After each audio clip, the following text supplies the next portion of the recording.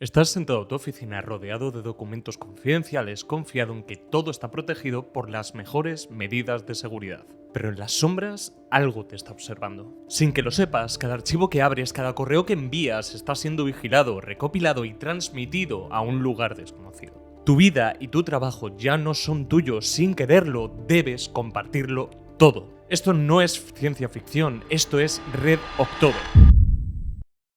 Durante más de 5 años, un enemigo invisible acechó en las redes más protegidas del mundo, robando secretos que podrían cambiar el destino de naciones. Fue una campaña de ciberespionaje tan sofisticada que cuando finalmente fue descubierta dejó a expertos y a gobiernos sin saber cómo reaccionar, perdidos. Este enemigo no solo quería información, quería todo, y lo logró, mientras el mundo seguía sin saberlo. En 2012, la firma de antivirus rusa Kaspersky Labs hizo un descubrimiento aterrador. Habían detectado una operación de ciberespionaje que llevaba años activa, infiltrándose en organismos gubernamentales, instituciones de investigación e incluso en embajadas. La llamaron Red October. Su misión: recopilar información clasificada y de inteligencia geopolítica. Pero lo más inquietante no era solo la cantidad de datos robados, sino cómo esta operación se mantuvo en las sombras durante tanto tiempo. Red October operaba en una infraestructura digital extremadamente compleja, utilizando una cadena de más de 60 servidores de comando y control. Esta red permitía que los datos robados de ordenadores, teléfonos inteligentes y dispositivos de almacenamiento externo, por ejemplo, fueran recolectados y enviados a los atacantes, todo sin dejar un solo rastro. Era como una red de espionaje digital que operaba en silencio, eludiendo todas las medidas de seguridad conocidas y todas las que aplicábamos. Los expertos de Kaspersky señalaron que la complejidad de esta operación rivalizaba con la de otros ataques cibernéticos famosos, como son por ejemplo Flame y Stuxnet, que habían sido utilizados para espiar los proyectos nucleares de Irán. Sin embargo, Red October tenía algo distinto. No era solo una herramienta de ciberespionaje patrocinada por un gobierno, era un monstruo digital que parecía operar con una agenda propia. La magnitud de los objetivos de Red October era impactante, aunque la mayoría de los ataques se concentraron en Europa del Este y Asia Central. Más de 60 países en todo el mundo fueron afectados, incluyendo Estados Unidos, Australia, Japón e incluso España.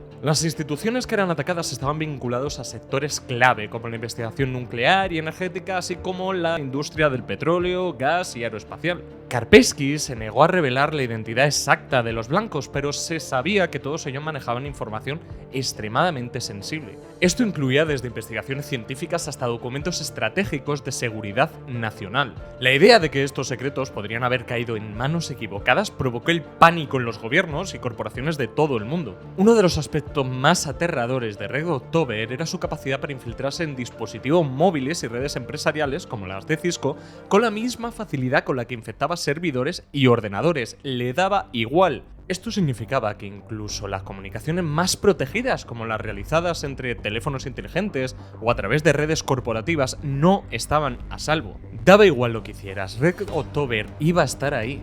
La información robada incluía cuentas de correo electrónico, contraseñas de bases de datos y hasta archivos eliminados de memorias USB. Red October no dejaba nada al azar, tomaba todo lo que podía encontrar y se lo llevaba. Imagina por un momento el poder que da tener una herramienta de espionaje de este nivel.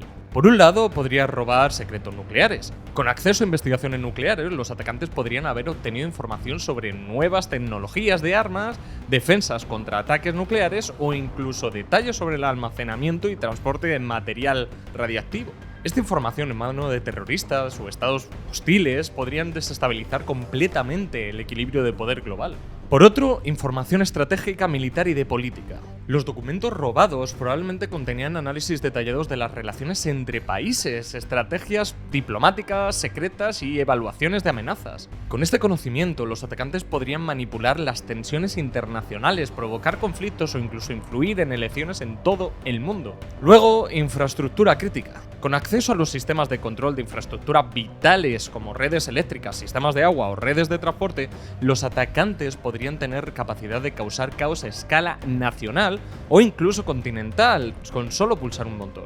Por último, datos personales. No podemos olvidar que además de la información clasificada, Red October también tuvo acceso a innumerables datos personales. Esto podía incluir información médica, financiera o incluso comunicaciones privadas de líderes mundiales y ejecutivos de alto nivel. El potencial de chantaje y manipulación es incalculable. Estaban todos ahí. La verdadera pesadilla de Red October no es solo lo que robó, sino lo que podría hacer con esa información. Imagina un mundo donde un grupo de ciberdelincuentes tiene el poder de iniciar guerras, colapsar economías o chantajear a líderes mundiales.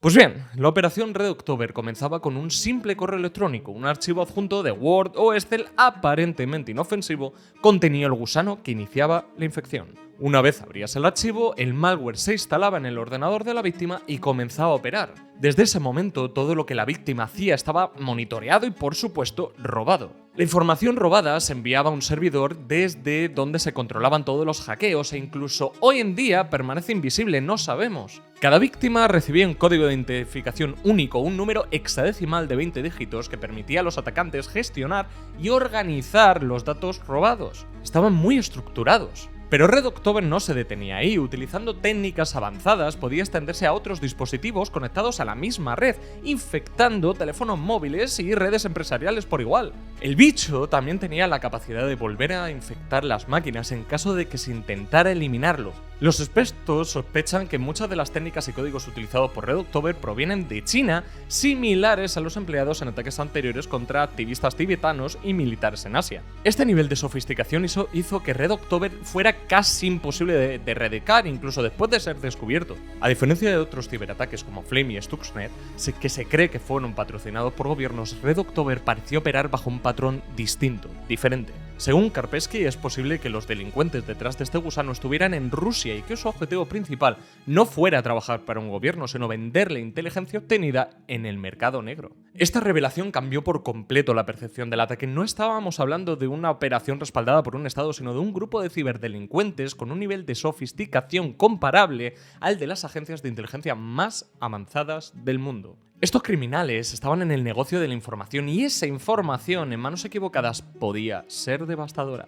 Ten en cuenta esto, cuando un gobierno le roba la información a otro hay determinadas reglas que se siguen, como por ejemplo que si un gobierno saca a la luz todo del otro, el atacado podría hacer lo mismo y empezar una escalada que puede acabar en una guerra. Eso normalmente ningún país lo quiere, así que lo que hacen es usar esos datos robados para mejorar sus propias tácticas y adelantarse entre ellos. Pero esto no pasa cuando los que han robado un país son hackers individuales. A ellos puede importarles muy poco lo que les pase en otro país o las consecuencias de sus acciones. Las reglas del juego cambian a peor.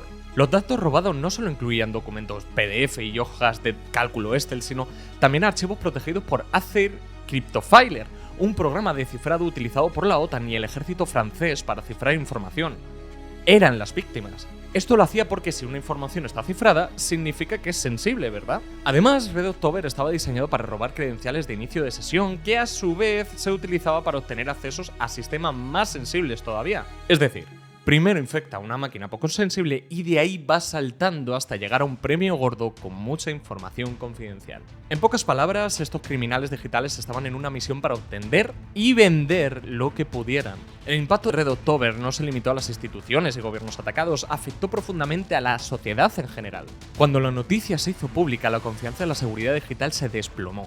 Los gobiernos, que hasta entonces parecían invulnerables, se encontraron cuestionando la eficacia de sus medidas de seguridad. La paranoia se extendió como un virus. En Estados Unidos, el Congreso exigió respuestas. Los legisladores querían saber cómo un ataque tan masivo había pasado desapercibido durante tanto tiempo. Las audiencias sobre ciberseguridad se convirtieron en un foco de atención, con expertos testificando sobre la magnitud del ataque y las incapacidades de las defensas actuales para prevenirlo. La Unión Europea convocó a sus líderes para discutir cómo proteger mejor sus infraestructuras críticas. Se desarrollaron nuevas políticas de ciberseguridad y se establecieron equipos de respuesta rápida para mitigar futuros ataques. Sin embargo, la confianza ya estaba dañada. La idea de que un grupo de cibercriminales podía penetrar las defensas más fuertes del mundo dejó a muchos preguntándose: ¿quién será el siguiente? Para las empresas privadas el impacto fue igualmente devastador. Las grandes corporaciones, especialmente en los sectores energético y aeroespacial, se dieron cuenta de que sus secretos comerciales y tecnológicos más valiosos habían sido robados.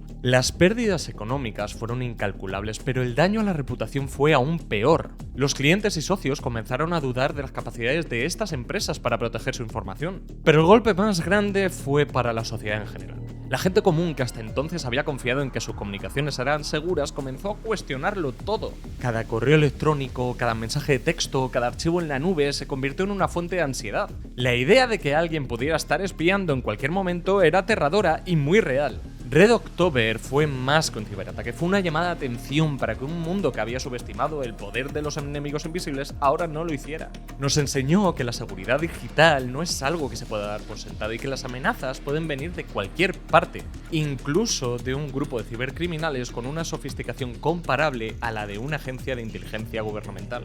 Aunque la operación Red October fue finalmente desmantelada, el miedo y la paranoia que dejó persisten incluso hasta hoy. ¿Quién no tiene miedo que le roben datos? Los gobiernos y las empresas han intensificado sus esfuerzos para protegerse contra futuras amenazas, pero la pregunta sigue siendo, ¿es suficiente? Red October nos recordó que en la era digital la información es poder, y aquellos que la controlan, sean gobiernos, criminales o individuos, tienen la capacidad de cambiar el curso de la historia y la paranoia global. Vivimos en un mundo donde el poder no reside en las armas, sino en la información, y quienes controlan esa información controlan el mundo. En este juego de sombras, el legado de Red October sigue vivo, recordándonos que la seguridad nunca es absoluta y que en el mundo digital el enemigo puede estar más cerca de lo que pensamos. La pregunta no es si volverá a suceder, sino cuándo. Y cuando lo haga, debemos estar preparados para enfrentar lo que venga. Adiós.